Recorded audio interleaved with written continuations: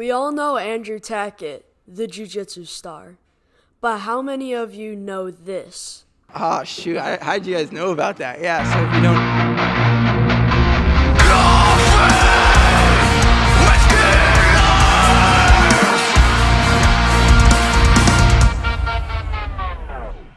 Today we'll be talking with CJI finalist, number 3 ranked Nogi, talked about as one of the most exciting grapplers of our time, none other than Mr. Andrew Tackett. What's up? Mr. Andrew, great for having you here on Coffee with Killers. Yeah, definitely. What's up? Yeah. If I'm correct, you started jiu-jitsu at 6 years old. I did, yeah. Yeah, I started at 6, yeah. Yeah, can you tell us a little bit about that? Yeah, for sure. You want me to hold it? No. Okay.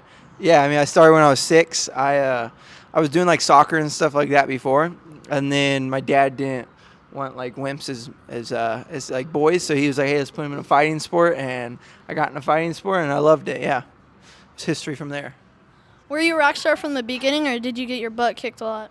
Yeah, I got beat up a lot. I remember the first day in practice, I like was getting smid by this one girl, Scarlett. It sucked. It absolutely sucked. And then I would always lose in competitions. Like I always took second at kids' pans. I was always losing to really top athletes, so it never was always that good, but just persevered, stayed strong, and eventually got good. Yeah. Do you have a routine or a ritual before going into a match? Yeah, for sure. I like to, let's say if I fight in an hour before, I like to meditate and calm down and get as peaceful as I can. Really feel out the moment, knowing why I'm going out there and competing, not trying to self-center around myself, but just trying to deal with all the emotions going through my mind. And then I want to warm up my lungs through breathing exercises. Feel really good, feel the empowerment coming through me, and then stretch, get loose. And then I hit a really hard warm-up, about 25, 30 minutes out, get a nice sweat going. And then I kind of just chill right before my match. And then 5 minutes before my match, I just get my blood flowing again, get awake, and then I go out there and kill it. Yeah. Right now, the CJI match between you and Cade Rutolo is blowing up on social media right now. What was your plan going into it? Yeah, I mean, preparing for Cade was kind of crazy because he just does everything, kind of like me. So it's really hard to prepare for someone against, with that style. So I just wanted to with my game plan was just to control him, not let him move a lot.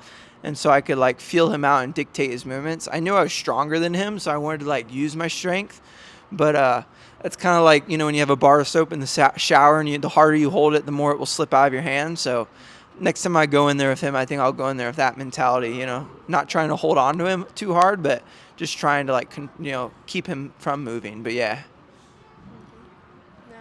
We saw Eddie Bravo talking about a Cade Rutolo combat jiu-jitsu rematch. Is that something you'd be interested in? I mean, that would be cool. That would definitely be cool. But honestly, if I'm going to fight Cade again, it's going to be for the organization that's paying me the most. So it would be dope to fight on Eddie Bravo Invitational or Combat Jiu-Jitsu. But at the end of the day, I don't think they're the organization that's be paying me the most. So I don't think that will happen on that platform. But wherever the money's at, that's where I'm going. Yeah. What is more important, a good fight plan or good hair for the camera? Definitely good hair. You can have a good fight plan and do good out there, but if your hair sucks, no one will remember you, or none of the girls will smile at you. So you got to look good while you do it. What's your favorite submission? I'd say my favorite submission, not the one that I hit the most, but my favorite submission is probably a Doris. I love the Doris, but I never really hit it too much. The one that I'm highest percentage with is probably a rear naked choke. So Why is it your favorite? the Doris? Yeah. Yeah, I would just say because you can really feel the person's neck cracking and crunching, it's just right there on your wrist, so it just feels cool. And a Doris is a neck crank. It's a choke, but you really are cranking their neck. So I just like how it feels. All other chokes you can just feel them gargling. Like a Doris that can pop their neck and feels really good. Yeah. What's the best lesson you've learned about yourself from grappling? I'd say the best lesson I've learned about myself is just being able to control my emotions no matter what's going on. In competition, you get a lot of curveballs, and it's your job as an athlete to stay calm out there and not let your emotions get the best of you so you can fight well. and fight smart. And I'd say it's a great lesson to carry me on into my life. You know, life throws you curveballs, and if you overreact or panic, then you're going to screw it up. So being able to keep your calm and make wise choices, and be focused even when things unexpected are happening. What gets you through the rough times in life? I'd say a good family. Family is really important to me. At the end of the day, I can have a lot of good things going for me, but when I sit down in my bed, none of those things make me happy. But when I sit down in my bed, the things that make me happy is how close I am with my mom, my dad, and my brothers, and how close I am, with my grandparents and all that. So I'd say if you have a close family, then you're good in life. Everything else is just a lot easier, because they're supporting you, and you have love from many people. How do you stay humble with all your fans blowing up your DM? Yeah, I'm definitely not humble. Okay, I just say not treating it as they're my fans, but just treating it as they're just someone that is trying to get to know me, and I'm trying to get to know them. At the end of the day, I don't have time to get to know 100 people a day, but I pick and choose the people that catch my eye, and I'm just trying to be nice to them rather than treat them like they're beneath me or like they are my fans, because I think that's the wrong way of going about it. And when you look at it like that, then you really start to get prideful because you think you're better than them, even though you're not. Yeah. How old were you when you lost your stuffed bunny roadkill? Oh, shoot. How'd you guys know about that? Yeah, so if you don't know, I had a roadkill that I couldn't get rid of. I had that thing until I was 11. And it was so beat up, so we started calling it roadkill because we would re-sew it, re-put stuffing back in it, and I never let that thing go. I think I was at a zoo one time, and my mom just took it from me and threw it away and tricked me, and it made me think that I lost it. It was kind of like when you wing a baby off a pacifier. She just you just kind of stop giving it to him. Same thing. She just threw roadkill away and told me I lost it. But yeah, I think I was 12 when I stopped hanging out with roadkill. It was a sad day. It really was. Dang, he's getting me emotional, bro. Roadkill. I forgot about him. Where do you see yourself in 10 years? 10 years, I'll be 31. I don't know, hopefully with a pretty successful business, and just a close family. Hopefully I have a wife by then and planning towards kids and stuff. But yeah, that's where I see myself, if a successful business, a family of my own, and just, planning towards retirement at that age. What was the worst trouble you got into with your brothers? As when Caleb and I tried to kill each other. He pulled a knife on me because I sprayed fart spray in his room, and he pulled a knife on me, and then I tackled him, and then we just started being really beating the crap out of each other. And then my dad came in the room and broke us up, and we were grounded for freaking forever. First off, the punishment is we had to do 1,000 push-ups. So we both did 1,000 push-ups that day, and then we were grounded from all of our electronics and stuff. And then the third one was we had to clean all of the plates and all of the dishwasher and all of the laundry and for everything. We'd do all the chores. So yeah, that was pretty bad. All right, is Caleb, your brother, better at jiu-jitsu than you were at his age? Nah, I was definitely better than Caleb. Yeah, how old's Caleb? Caleb's 17, blue belt. Yeah, I'd say he was probably tougher. He's tougher than I was, but I definitely was more technical. I'd say I knew more jiu-jitsu than him, but I'd say he definitely has more of a toughness to him. But yeah, I could for sure beat Caleb when I was 17. Sorry, Caleb. If you were a superhero, what would your superpower be?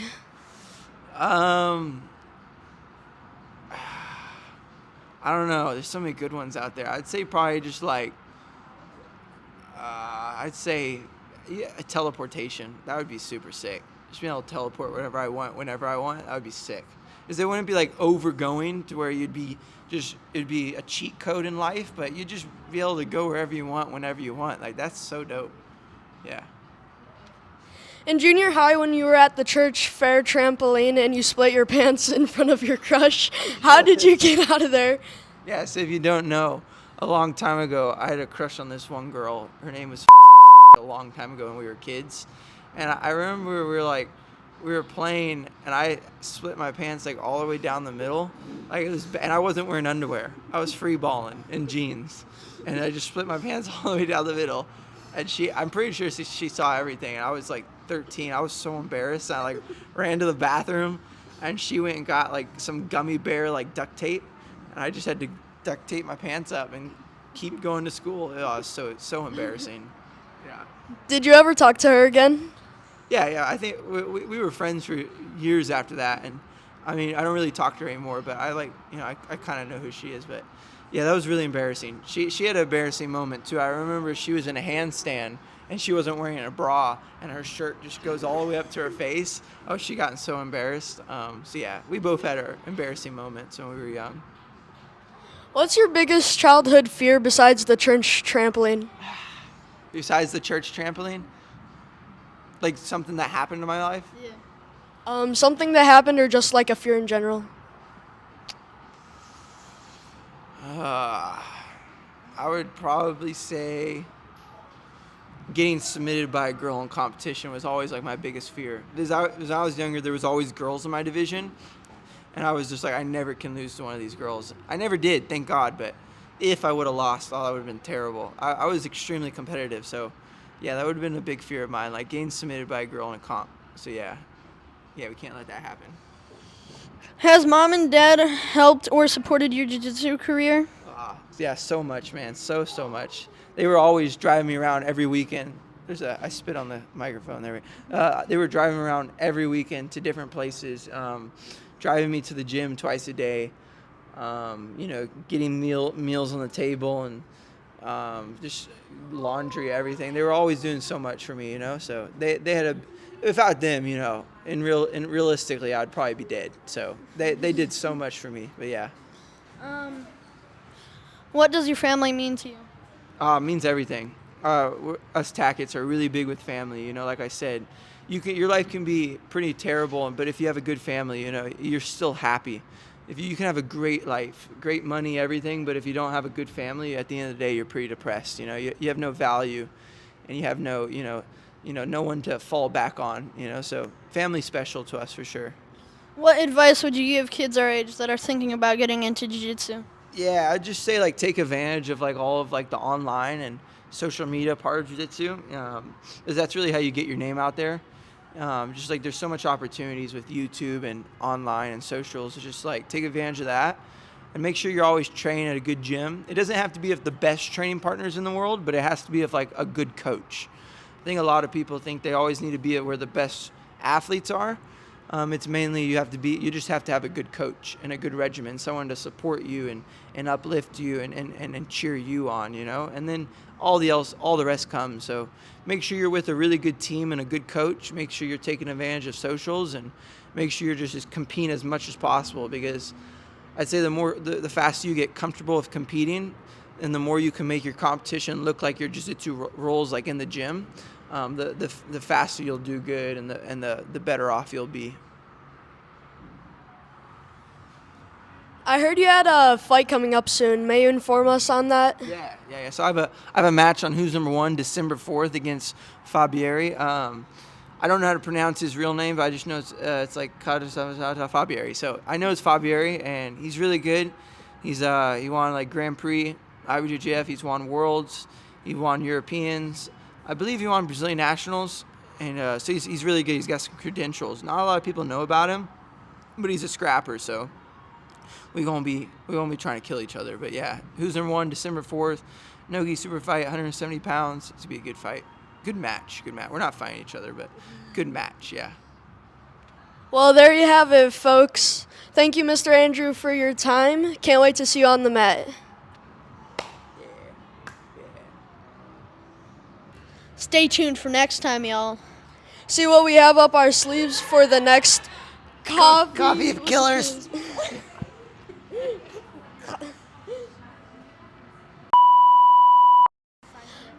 One, two, three. Here we go, guys. Today we'll be talking with. Start over. Okay. Stay tuned for next time, y'all.